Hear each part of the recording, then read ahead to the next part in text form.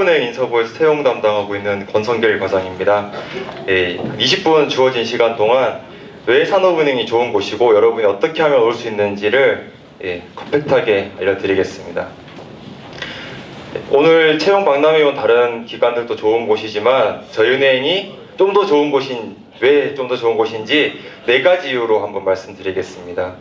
먼저 저희 산업은행에 오시면 여러분의 열정과 꿈을 펼칠 수 있습니다. 어떤 근거로 그렇게 할 수 있느냐 하면, 먼저 산업은행은 대한민국 경제 발전의 역사와 함께한 전통의 금융기관입니다. 54년 4월 1일 날 설립되면서 전후 한국 경제 복구를 도왔고요. 60, 70년대 고도 산업 성장 시기에 또 금융 동력을 지원하고 글로벌 금융화에도 앞장섰고요. 그리고 98년도 IMF 위기 때에는 그냥 IMF 위기로 끝나는 한국 경제에 새로운 자금줄 역할을 하고 산업에 새로운 자금을 투입을 하면서 다시 살아날 수 있는 힘을 제공했습니다. 그리고 지금은 이제 금융의 세기를 개척하고 창조금융에 앞장서고 있습니다. 그렇게 간단한 문구로만 보면 잘 접근이 안 돼서 예전 사진들을 좀 모아봤는데요. 지금 오른쪽 위에 있는 게 대한석유공사에서 그 달러 글로벌 본드를 발행하는 주관사를 저희가 했다는 거. 그리고 왼쪽 하단에 보시면 저희 은행에서 국책금융기관, 공공금융기관이라고 하지만 그 파생상품 분야에서 IB 분야 중에 하나인 파생상품 딜링 분야에서 아시아 리스크가 선정하는 최고의 파생상품 투자금융기관으로 선정되었다라는 걸 보여주기 위한 사진입니다. 그리고 많이 들어서 아시겠지만 산업은행은 그 프로젝트 파이낸스 쪽에서 아주 뛰어난 강점을 가지고 있습니다. 가장 대표적인 예로 최근에 베트남의 스타레이크라는 신도시가 있는데요. 거기에 PF 금융하는 주선을 저희가 했습니다. 사진에 보시면 산업은행이 큰 글씨로 위에 나와 있죠. 작은 글씨로 나와 있는 건 저희 산업은행이 설계하고 주선한 PF에 자금을 댄 회사라는 겁니다. 자금은 누구나 될 수 있지만 이렇게 주관을 하거나 하는 건 아무나 못할 겁니다. 이렇게 전통적인 전통을 가지고 있고, 그리고 글로벌 경쟁력을 갖추고 있습니다. 글로벌 경쟁력이라고 했을 때 말로만 하는 게 아니라 근거가 있어야 될 것 같은데요. 먼저 대한민국에서 기업금융하면 산업은행입니다.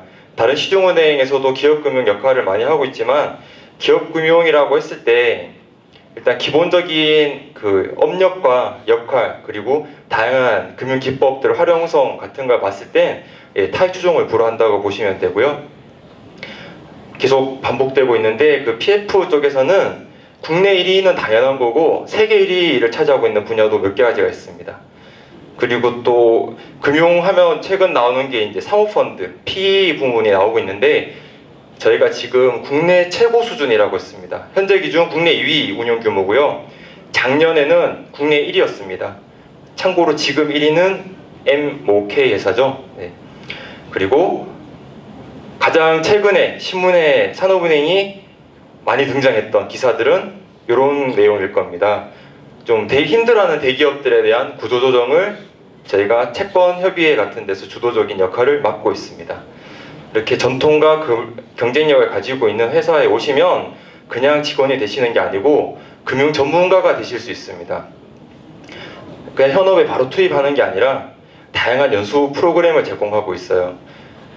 그 어떤 직무에 대한 직무를 배울 수 있는 연수뿐만 아니라 국내외 학술 연수, MBA 코스도 지원해드리고 있고요. 또 개인적인 자격증이나 어학 능력을 키우기 위한 프로그램도 갖추어져 있습니다. 연수만 받는다고 전문가가 되지는 않기 때문에 저희가 인사 운용 과정에서 그 CDP, 체계화된 CDP를 가지고 있습니다. 입행하시면 이제 여러 주니어급에서 여러 가지 직무들을 순환보직 형태로 맡으시다가 약간 책임자급이 되면 자기한테 맞는 직무를 찾으시고 거기에 전문가로 커 나갈 수 있는 커리어 패스를 가지고 있습니다. 이렇게 전통과 경쟁력을 가지고 있고 전문가로 키워준다고 해도 무보수로 근무하실 수는 없죠. 어느 수준 이상의 급여와 복지는 제공해 드리고 있습니다. 자세한 내용은 저희가 나중에 신입행원 연수 들어오시면 소상히 알려드리겠습니다. 자, 이제 이런 산업은행에 오기 위해서 어떻게 해야 되느냐 하면 사실 내일까지 접수인데요. 하나하나 핵심만 알려드리도록 하겠습니다. 먼저 저희은행이 바라는 인재상은 열정과 도전 정신으로 금융산업 발전을 선도할 인재, 그리고 능력과 품성과 발전 가능성을 겸비한 인재입니다. 이런 인재라면 꼭 저희산업은행 지원해 주셔야 되는데, 그런 인재를 다 뽑을 여력이, 다 뽑으면 좋겠지만 그럴 여력이 없기 때문에 이번에는 부득이 채용 인원은 약 50명 내외로 결정이 되었습니다.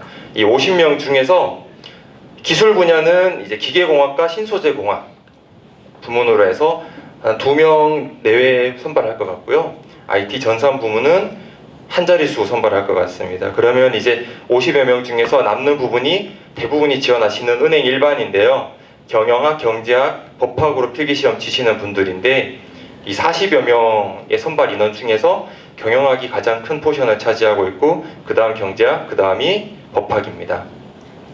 하나 말씀드릴 게, 그 취업보호 대상자 보훈이신 분들은 저희가 할당 개념으로 뽑고 있어요.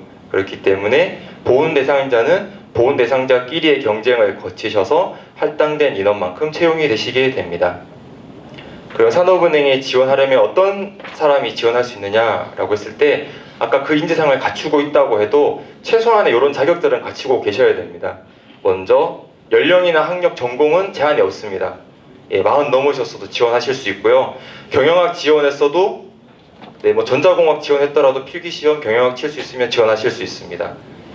다만 이제 졸업자 또는 내년 2월 말까지 졸업할 수 있는 분에 한해서 제한을 했는데, 혹시나 지금 4학년 1학기나 3학년 2학기인데 산업은행 필기시험을 통과할 자신이 있고 면접도 통과할 자신이 있다 하시면 지원하실 수 있습니다.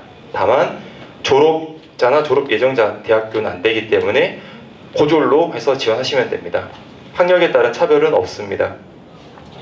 그리고 남자분 같은 경우에는 병역 의무를 피했거나 면제된 분만 지원하실 수 있고, 현재 현역이신 분은 11월 말까지 전역하실 수 있으면 지원하실 수 있고요.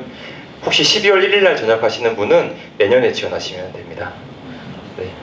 기술과 IT에 관련해서는 그 전공자를 뽑는 게 아니라 해당 전공을 수행할 수 있는 사람, 전공 필기시험을 통과할 수 있으면 전공자가 아니더라도 인정해 드립니다. 이제 이런 지원 자격을 갖추신 분들 중에 특정 집단에 대해서 우대를 해드리고 있는데요. 법적으로 저희가 우대를 해야 되는 장애인이나 보훈 대상자 당연히 우대해드리고 있고요. 이제 지방인재, 이제 여러분들이 가장 관심 있는 지방인재에서도 가점 형식으로 우대를 해드리고 있습니다. 할당 방식이 아니라 가산점 형식으로 가산점을 부여하고 있고요. 기술이나 IT 분야는 해당 사항이 없고, 은행 일반으로 지원하시는 분에 대해서 가산점이 있습니다. 그리고 영남, 충청, 강원, 호남, 제주 크게 3개의 권역으로 나누어서 지방인재 선택을 하시면 되는데, 그 거주하시는 곳이 아니라 학교, 졸업하시는 학교의 소재지 기준으로 권역을 선택하시면 됩니다. 그리고 대학원은 지역인재에 해당 사항이 없습니다.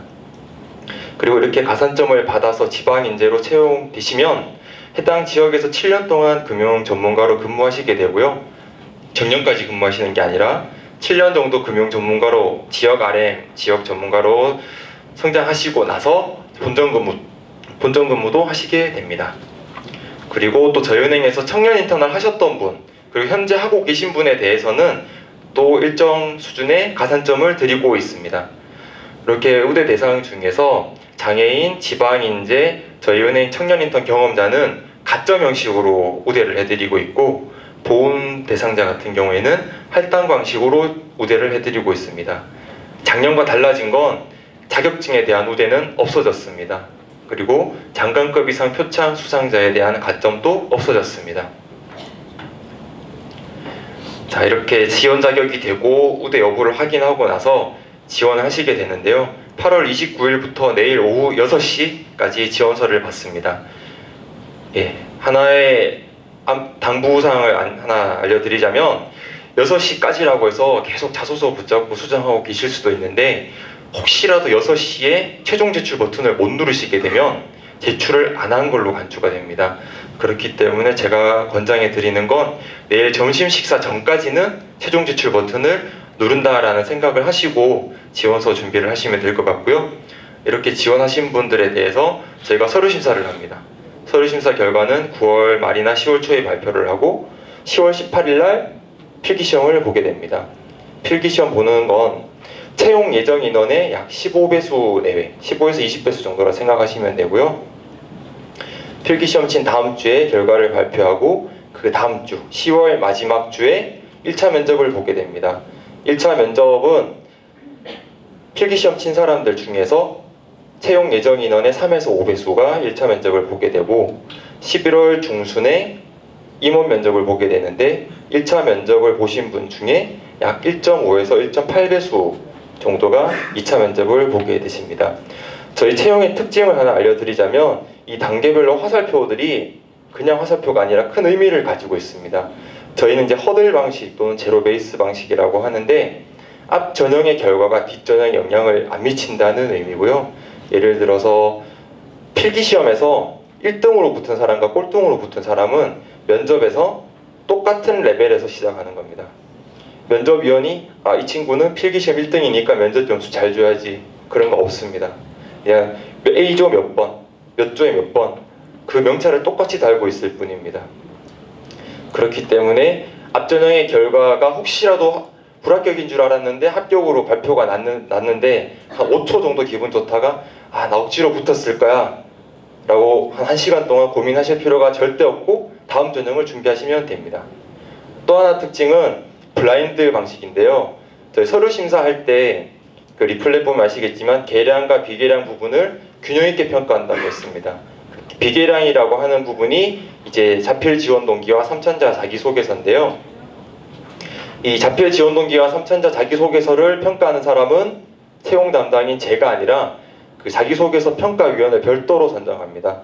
그리고 그분들에게 지원하신 모든 분의 지원 동기와 자소서를 출력해서 드리는데 출력해서 드릴 때 김땡땡의 자기소개서 몇 년 몇 월생 김땡땡의 자기소개서 이렇게 나가는 게 아니라 저희가 별도의 일련 코드를 만듭니다. 그래서 평가위원은 그 코드를 가진 사람의 자기소개서와 지원 동기를 볼 뿐이기 때문에 철저한 블라인드 방식이고요.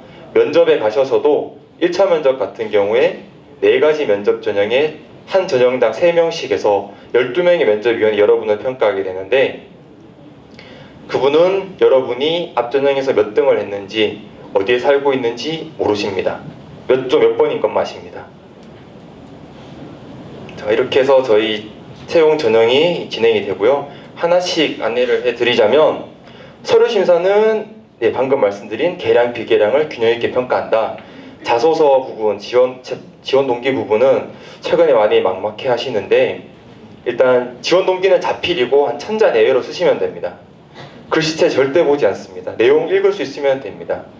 그리고 자기소개서 3000자 같은 경우에는 어떤 가이드라인 형식이 없고 어떤 내용을 써야 된다라는 건 없습니다. 다만 어떤 내용이 들어가야 되냐 하면 산업은행과 지원하는 내가 이 합이 맞다, 핏이 맞다라는 걸 어필을 하셔야 됩니다. 어떤 형식으로 하느냐? 자유 형식입니다. 시를 쓰셔도 되고요. 라임에 맞춰서 랩을 쓰셔도 됩니다. 형식엔 자유롭습니다. 다만 그 사실을 바탕으로 진정성을 담아서 쓰셔야 돼요. 이제 서류 심사 중에 계량 부분에 작년과 달라진 게 있는데 어학 성적이 이번엔 기준 점수 여부만 체크합니다. 기준 점수는 토익 기준 800, 탭스 기준 712, IBT 토플 기준 83, 중국어 신 HSK 기준 5급, 그 일본어 JPT 기준 800점입니다. 이 중에 하나라도 만족시키시면 되고 혹시 내가 토익 800과 950 두 개 유효한 걸 가지고 있을 때 어떤 걸 낼까요? 라고 할 수 있는데 유효한 성적표라면 아무거나 내시면 됩니다. 제출하는 건 필기시험 날 당일날 제출하시면 됩니다. 그럼 어학성적 기준 점수 충족 못한 사람은 지원 못하나요? 라고 할 수 있는데 당연히 지원하실 수 있고요. 다만 충족하신 분과 충족 못하신 분의 차이는 둬야 되기 때문에 약간의 점수 차이는 있습니다. 이렇게 해서 서류 심사 통과하신 15에서 20배수가 10월 18일 날 필기시험을 보게 되는데 1교시가 전공시험, 2교시가 일반 시사 논술, 3교시가 직무능력 검사와 인성 검사입니다. 작년과 달라진 게 이제 영어 논술이 없어지고 직무능력 검사와 인성 검사가 추가된 거고요. 점수 배분은 전공시험이 가장 크고 그 다음 일반 논술, 그 다음에 직무 인적성 검사입니다. 전공시험은 객관식 없이 논술형, 서술형, 약술형 모두 주관식입니다. 이렇게 해서 이제 필기시험 거치신 합격 예정 인원의 3에서 5배수가 1차 면접을 보게 되는데, 요건 하루 종일 보신다고 생각하시면 되고요. 4가지로 구성해서 여러분의 품성과 역량을 평가하게 됩니다. 자기소개 인터뷰, 소위 말하는 인성 면접이죠. 자기소개를 하고 질의응답하는. 그리고 PT 면접, 주제를 받고 제한된 시간 동안 준비를 하고 나서 발표를 하고 질의응답하는 시간. 그리고 토론 면접과 팀과제 수용으로 이루어져 있고요. 심층 토론은 승패를 가리는 게 아닙니다. 저희 토론의 특징은 토론 과정에서의 그 경청하는 자세와 그 논리적인 표현력을 보는 거고요. 이제 11월 중순 마지막 단계입니다. 1.5에서 1.8배수가 이제 임원실 앞에서 노크를 하게 됩니다.